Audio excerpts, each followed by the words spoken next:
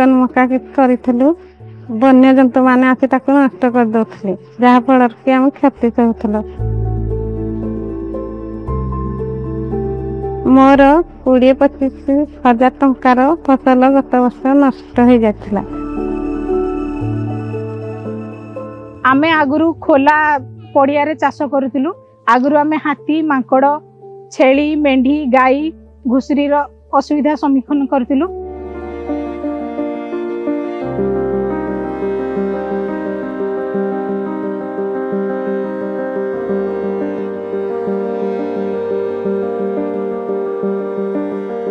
DMF जरिया 25 ରୁ 30 एकर पाखापाखि solar fencing जगै दिया जहाँ फल से माने आज जो आगरू आसिक जगी रोते से जगी रहीबाटा समयटा बंची जाइए एवं चाष कार्य से निजको नियोजित करिसेंती।